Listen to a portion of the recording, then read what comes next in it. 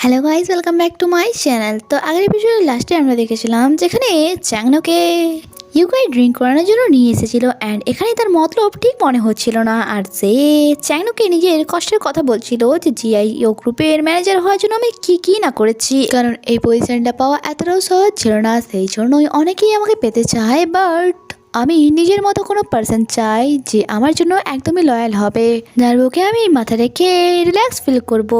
আরে তুমি ড্রিঙ্ক করছো না কেন? খাও না, এটা অনেক বেশি ভালো। চ্যাংনু বলে না, আমার এটা অনেক বেশি স্ট্রং মনে হচ্ছে।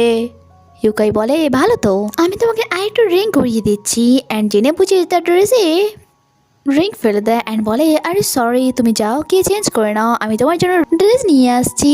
চ্যাংনু ড্রেস চেঞ্জ করার জন্য চলে যায় আর আমরা জানতে পারি এই সব কিছু ইউকাইয়ের একটি প্ল্যান ছিল। সে তাড়াতাড়ি করে লিদংকে মেসেজ করে বলে যে সে শাওয়ার নিচ্ছে, তাই তোমরা তাড়াতাড়ি করে চলে আসো। করার পর তার মনে হচ্ছিল যেন তার মাথা ভার হয়ে আসছে, সে বুঝতে পারছিল না তার কি হচ্ছে। যখন কি ওয়াশরুমে চ্যাংনু যে একদমই ড্রাঙ্ক ছিল না, আর ফ্ল্যাশব্যাক দ্বারা আমরা জানতে পারি যখন সে তাকে ড্রিঙ্কের বটল আনতে পাঠিয়েছিল তখনই সে তার গ্লাস চেঞ্জ করে দিয়েছিল। তার মানে মেডিসিন দেওয়া গ্লাসটা ইউকাই খেয়েছে, সেই জন্যই তো তার এই অবস্থা। ওয়েল, সে যখন ওয়াশরুম থেকে বাইরে আসে পেছনের উপর ইউকাই সেক্সি পাজামা পরে বসেছিল। আর হোটেল রুমের বাইরে আমরা দেখি লিদং ওয়েইচাকে নিয়ে এখানে এসেছিল অ্যান্ড তার হাত ধরে বলে তাড়াতাড়ি চলো, নইলে তুমি শোয়ের কোনো পার্ট মিস করে ফেলবে। বেচা বলে চ্যাংনোর উপর আমার সম্পূর্ণ বিশ্বাস আছে, বাট তুমি যদি তাকে কোনোভাবে ফাঁসাতে চাও তাহলে আমি তোমাকে ছাড়বো না, কারণ সব পুরুষ তোমার মতো হয় না। সেই জন্য তাকে নিজের সাথে কম্পেয়ার করা বন্ধ করো। যা শুনে লিদং এর অনেক বেশি রাগ হয় অ্যান্ড সে বলে আমি তাকে ফাঁসাতে কেন চাইবো, আর সত্যটা যদি তুমি তোমার চোখেই দেখো তাহলে বিশ্বাস করার তো আর কোনো প্রশ্নই থাকে না। আর তারপর সে তাকে ওয়েট্রেসকে রুমের দরজা খুলতে বলে। আর তারা যখন ভেতরে যায় বেইজা তো সেখানে দৃশ্য দেখে অবাক হয়ে যায় অ্যান্ড চেঁচিয়ে ওঠে যে চ্যাংনো তাকে এই ব্যাপারে তাকে এক্সপ্লেনেশন দিচ্ছিল যে তুমি যেমনটা ভাবছো তেমনটা কিছুই নয়। যখন কি বেইজা তাকে থাপ্পড় মেরে বলে আজ তুমি প্রমাণ করে দিলে যে সমস্ত পুরুষই এক হয়, এটা বলে সে সেখান থেকে বেরিয়ে যায়। যখন কি লিদং তো এইসব দেখে খুশি হচ্ছিল অ্যান্ড সে বেইজার পেছনে এসে তাকে আটকে বলে তোমারও খারাপ লেগেছে তাই না, ঠিক আমার মতো। আর তোমার এখন মনে হচ্ছে যে এই পৃথিবীতে তোমার আর কেউ নেই, বাট আমি আছি। হতে পারে তুমি কারোর ওয়াইফ ছিলে, কারোর মা হতে চলেছিলে, বাট তাও আমি তোমাকে অ্যাকসেপ্ট করার জন্য রাজি আছি। বাট তবুও বেইচা নিজের হাত ছাড়িয়ে সেখান থেকে চলে যাচ্ছিল। তখন লিদং বলে লিনসিয়াও, সে অবাক হয়ে ঘুরে তাকায়, বাট লিদং বলে লিনসিয়াওকে বিয়ে করার জন্য কত ছেলেই না রাজি ছিল, বাট তাও আমি তাকে বিয়ে করেছি কেন জানো? শুধুমাত্র তোমার জন্য, যাতে তোমাকে আমি একটি ভালো লাইফ দিতে পারি। বাট তাও এখনো তোমার আমার ভালোবাসা নিয়ে ডাউট আছে। যখন কি বেঁচে তাকে নিজে থেকে দূরে করে বলে ভালোবাসা ভালো তো শুধুমাত্র তুমি নিজেকে বেসেছো, কারোর জন্য আমার মনে কোনো জায়গা নেই, স্পেশালি তোমার জন্য তো একটু নয়। যা শুনে লিদং তাকে বলে প্লিজ এমনটা বলো না, আমি তোমার জন্য কি না কি করেছি অ্যান্ড এখনো আমি তোমার জন্য সবকিছু করতে পারি।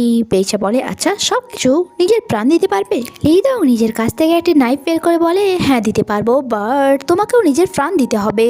যা শুনে তো বেইচা ইউটা নিয়ে নেয় অ্যান্ড বলে মানলাম তুমি আমাকে অনেক বেশি ভালোবাসো আর তোমাকে আমি একটি চান্স দিতেও রাজি আছি, বাট আমার একটি শর্ত আছে, তোমাকে আমায় জিআইও গ্রুপের সিইও বানাতে হবে। কি হলো, পারবে? যদি তোমার 1% মনে হয় যে তুমি এটা পারবে না তাহলে দ্বিতীয়বার আমার পিছনে এসো না। এটা বলে সে তো সেখান থেকে চলে যায়, বাট লিদং চিন্তায় পড়ে যায়। নেক্সট ডে যখন ইউকাইয়ের ঘুম ভাঙে সে নিজের অবস্থা দেখে বলে সব পুরুষ একই হয়, বাট কাল রাতের ব্যাপারে আমার কিছু মনে কেন আসছে না। তখনই সেখানে চ্যাংনো চলে আসে অ্যান্ড বলে তুমি উঠে গেছো, চলো একসাথে ব্রেকফাস্ট করে নেওয়া যাক। আর তাকে দেখে এসে জিজ্ঞাসা করে তুমি এখনো এখানে? অ্যান্ড সে ভাবে কাল রাতে তার ওয়াইফ নিশ্চয়ই তাকে হাতে নাতে ধরে ফেলেছে, বাট তাও সে এখানে এখনো কি করছে। আফটার দ্যাট সে রিকোয়েস্ট করতে বসে ভাবছিল ছেলেদেরকে ফাঁসানো কত ইজি। চ্যাংনু তাকে বলে তোমাকে এইসব করার জন্য লিদং বলেছিল তাই না? কাল রাতে আমার ওয়াইফ আমাকে হাতে নাতে ধরে ফেলেছে অ্যান্ড তার সাথে লিদংও ছিল।